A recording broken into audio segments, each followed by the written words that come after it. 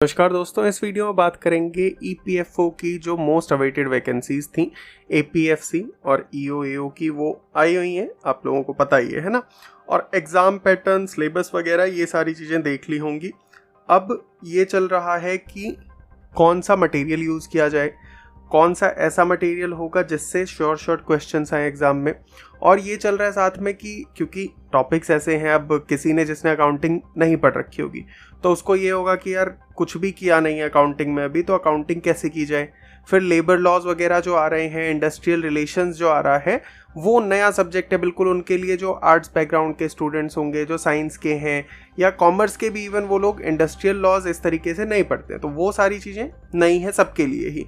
Accounting जो commerce background का नहीं है, उसने कभी नहीं पढ़ी हुई है, तो टोटली न्यू सब्जेक्ट है। ठीक है, अब चैलेंज कॉमर्स वालों के लिए क्या है कि उनके लिए चलो अकाउंटिंग तो वो कर लेंगे, मान लीजिए लेबर लॉ भी थोड़ा बहुत उन्होंने पढ़ा हुआ है और वो जैसे तैसे कर लेंगे, पर फिर उनके लिए चैलेंज है कि हिस्ट्री, ज्योग्राफी, पॉलिटी, ये सारी चीज़ें उन्हें करनी है, मैथ्स करनी है, रीजनिंग करनी है। तो ये सब जो ऐसा सिलेबस बनाया हुआ है, तो सबके लिए एक तो बात है कि इक्वल प्लेइंग फील्ड है, कि मतलब किसी को कुछ नहीं आता है, किसी को कुछ नहीं आता है। कोई यूपीएससी की प्रिपरेशन करने वाले जो स्टूडेंट्स होंगे उनकी जीएस वगैरह बहुत अच्छी होगी, पर उनको मैथ, रीजनिंग वगैरह अगर मान लो उनका साइंस बैकग्राउंड नहीं है तो उनको वो करनी पड़ेगी। ठीक है, वहीं पे एसएससी वाले जो स्टूडेंट्स हैं उनकी मैथ, रीजनिंग बढ़िया होगी, इंग्लिश बढ़िया होगी, पर उनको फिर जीके जीएस उस तरीके से तैयार करनी पड़ेगी। तो एक तरीके से हम कह सकते हैं कि सबको कुछ ना कुछ करना है। अब इसमें जब ऐसा होता है तब हम ढूंढते हैं कोर्सेज, कि कौन सा ऐसा कोर्स ले लें। ठीक है, कोई क्लासेस ले लें, ज्वाइन कर लें जो हमें टाइमली ये करा दे। और अभी जो 2 महीने का टाइम बचा हुआ है, एक्सपेक्ट किया जा रहा है कि नवंबर में एग्जाम हो जाएगा, तो सितंबर, अक्टूबर, हार्डली 2 महीने बचते हैं। उसमें क्या ये तैयारी पूरी तरीके से हो जाएगी, ये भी दिमाग में क्वेश्चन आता है ना, कि सफिशिएंट है टाइम या नहीं है। तो सबसे पहली बात कि एग्ज़ाम बहुत ज़्यादा डिफिकल्ट भी नहीं है अगर अच्छे से तैयारी की जाए सही डायरेक्शन में। अब इसका मतलब क्या कि ईजी नहीं है, कॉम्पिटिशन पूरा है। ठीक है, सबने भरा हुआ है फॉर्म, पर यह है कि अगर आप सही डायरेक्शन में तैयारी कर रहे हैं तो इक्वल प्लेइंग फील्ड है। ठीक है, तो अभी जो टाइम है देखो सफिशिएंट है, इसमें तैयारी की जा सकती है। जो सिलेबस है वो डुएबल है, किया जा सकता है इन 2 महीनों के अंदर भी। ठीक है, जो चीज़ें बताएं कि किसी का कुछ ना कुछ तो स्ट्रांग है ही, तो उस चीज़ पे थोड़ा कम करते हुए बाकी चीज़ें जो वीक हैं उस पर ध्यान देते हुए प्रीवियस ईयर पेपर्स के जो टॉपिक्स हैं उनको अगर हम देखें तो हम उसको कर सकते हैं। ठीक है, अब बात आती है कि सोर्सेज क्या फॉलो करने चाहिए और कोचिंग लेनी चाहिए या नहीं। अगर आपको लगता है कि कोचिंग की रिक्वायरमेंट है, ठीक है, तो आप बिल्कुल ले सकते हो, उसमें कोई हर्ज नहीं है। पर एक चीज़ आपको देखनी होगी कि जो भी वो कोचिंग दे रहे हैं, एक तो रिकॉर्डेड वीडियोस ना हो, क्योंकि अगर पहले का रिकॉर्डेड मटेरियल है जो 2023 में आई थी वैकेंसी, अगर उसके लिए है तो फिर वो किसी भी तरीके से आपका इस वैकेंसी में काम आने वाला मेरे को नहीं लगता कि है। पिछले में ही आपने देखा होगा, तो जो पिछली 21 की वैकेंसीज आई थी उसके ट्रेंड पे जब लोगों ने चीज़ें करवानी शुरू करी तो यूपीएससी में अलग बिल्कुल थोड़े से डिफरेंट ही क्वेश्चंस पूछ लिए गए, पैटर्न को थोड़ा चेंज कर दिया गया। ऐसा ही कुछ हो सकता है इस बार भी देखने को मिल जाए। तो जो भी आप सोर्सेज को फॉलो कर रहे हो, मान लो कोचिंग को फॉलो कर रहे हो, तो वो कोचिंग आपको नया लाइव क्लासेस करवा रही हो, ठीक है, अपडेटेड मटेरियल दे रही हो, अभी जो लेटेस्ट ट्रेंड है उसके अकॉर्डिंग। और आगे कुछ यूपीएससी अगर चेंजेस करती है तो उसको टैकल करने के लिए भी उनके पास कोई प्लान्स हो, तो अगर ऐसा कोई प्रोवाइड करा रहा है कोर्स तो आप बिल्कुल ले सकते हो।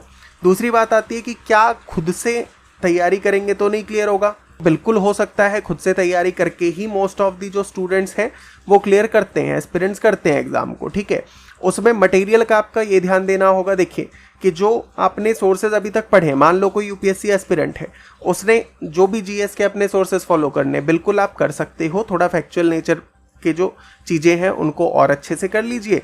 बाकी जो एक्स्ट्रा है, मान लीजिए आपको लेबर लॉज पढ़ने हैं, तो लेबर लॉज के लिए जितने भी उसमें आपके सिलेबस में दिए हुए हैं उसमें पीवाईक्यूज और देख लो कि पीवाईक्यूज में कौन कौन से टॉपिक से क्वेश्चंस पूछे गए हैं, मतलब कौन कौन से लॉज से ज़्यादा क्वेश्चंस हैं। उसके आप मार्केट में इजीली बेयर एक्ट्स अवेलेबल हैं, या फिर आप डाउनलोड कर सकते हो बेयर एक्ट्स को, उनको अपना थोड़ा सा अच्छे से पढ़ लीजिए। ज़्यादा लेंथी नहीं है, 50-100 पेजेस के ऐसे बेयर एक्ट होंगे, थोड़ा थोड़ा पढ़ लोगे, उसके फैक्ट्स के नोट्स बना लोगे और चीज़ें आपको समझ आ जाएंगी, उसके डेफिनेशन वगैरह आप याद कर लोगे, तो उतना उसके लिए हो गया। ठीक है, आप अगर अकाउंटिंग के लिए देख रहे हो, आप या तो 11th क्लास की अगर समझ आ जाती है एनसीईआरटी उससे कर लो, नहीं आती है तो जो राइटर्स की बुक्स आती हैं उसको रेफ़र कर सकते हो, या फिर इसमें आप यूट्यूब से किसी की भी अपना वीडियोस उठाएं जो 11th-12th क्लास में पढ़ाते हैं लोग, उनके उठा के आप चैप्टर्स को देख सकते हो कॉन्सेप्ट के लिए। ठीक है, ये चीज़ हो जाएगी।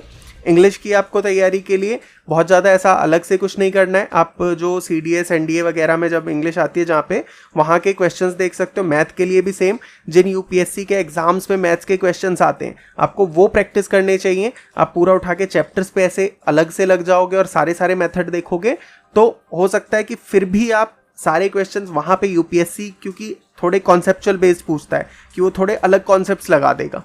ठीक है, तो उस तरीके की आपको प्रैक्टिस करनी चाहिए प्रीवियस जो पेपर्स हैं उनका उठा के।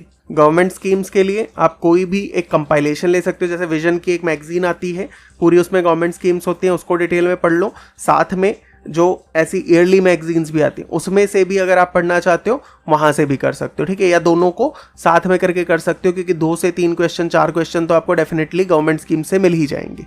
कंप्यूटर के लिए अगेन, अगर आपका कंप्यूटर्स में बैकग्राउंड नहीं है तो आप 11th क्लास की एनसीईआरटी आती है कंप्यूटर की, वो कर सकते हो, या फिर एक अरिहंत की बुक आती है उसमें भी कंप्यूटर्स का है। बहुत ज़्यादा उन्होंने नहीं वास्ट रखा हुआ है बट ठीक बुक है, वहाँ से आप तैयारी कर सकते हो उसकी। बाकी जो एक साथ कंबाइंड बुक्स आती हैं, ठीक है, कि पतली से आपको 200-300 पेजेस में बुक दे दी कोई, तो मेरे को नहीं लगता कि उससे बहुत ज़्यादा कुछ फ़ायदा होने वाला है, तो उसको तो छोड़ ही दीजिएगा। PYQs को देख लेना, उसको इसलिए नहीं देखना कि रिपीट होंगे या वैसे ही क्वेश्चन आएंगे, नहीं आएंगे, मान के चलो इस बात को, पर यह है कि आपको टॉपिक का अंदाज़ा लग जाएगा कि ग्रेजुएटी में पूछ रहे हैं तो कैसे क्वेश्चंस आ रहे हैं। ठीक है, आपके मैथ्स के किस टाइप के क्वेश्चंस पूछ रहे हैं, तो वो सारा थोड़ा आइडिया लग जाए आपको, उसके लिए उनको देख लीजिएगा।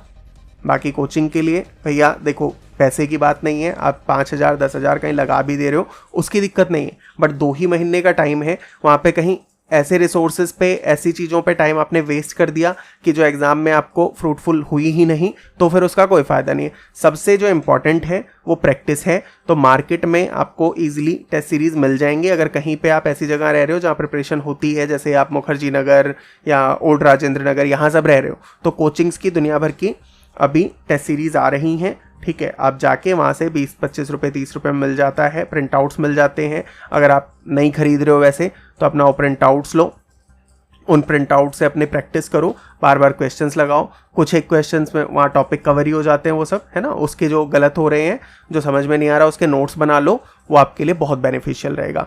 बाकी मैं ना तो यहाँ पे कोई कोर्स बेचने आया हूँ, ना मैं किसी का कोर्स प्रमोट कर रहा हूँ, बस ये है कि 2 महीने का आपके पास टाइम है, अच्छे से लगाओगे, अच्छे से यूटिलाइज करोगे, सिलेक्शन हो जाएगा। कंपटीशन आपको भी पता है, मुझे भी पता है, बहुत ज़्यादा है।